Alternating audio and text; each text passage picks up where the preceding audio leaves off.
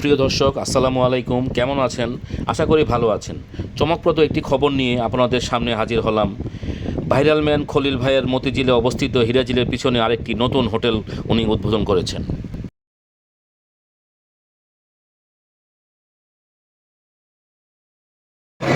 মতিঝিলের খলিল ভাইয়ের হোটেলে খেতে আসলাম। এত ভিড়, মানে বসার কোনো জায়গা নেই, এত ভিড়। আসলে খলিল ভাই নিজেই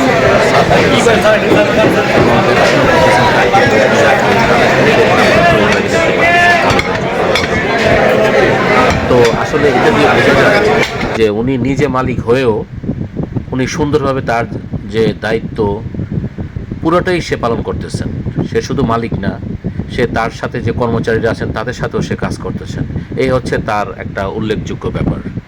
আর খলিল ভাইয়ের নিশ্চয়ই আমি মনে করি তার মায়ের দোয়া আছে, আর মায়ের দোয়া আছে বিদায় আজকে সে মাশাল্লাহ এত দূর এগিয়ে যাচ্ছে।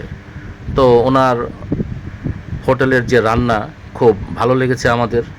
আমরা গরুর মাংস নিয়েছি। গরুর মাংসের দাম পড়েছে 250 টাকা।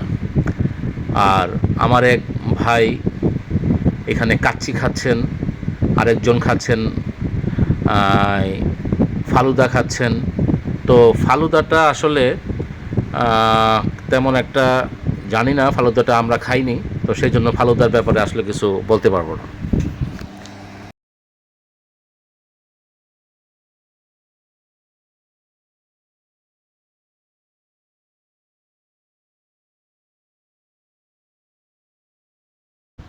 খলিল ভাইয়ের হচ্ছে এটা তার হোটেলের রান্নাঘর।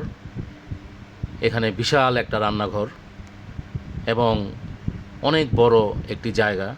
তো এখানে তিনি জায়গা আসলে দিতে পারছেন না, এত লোক। তো এখনও দোতলাটা ওপেন হয়নি। দোতলাটা উনি বলেছেন আরও 7-10 দিনের মধ্যে ইনশাল্লাহ তিনি ওপেন করবেন।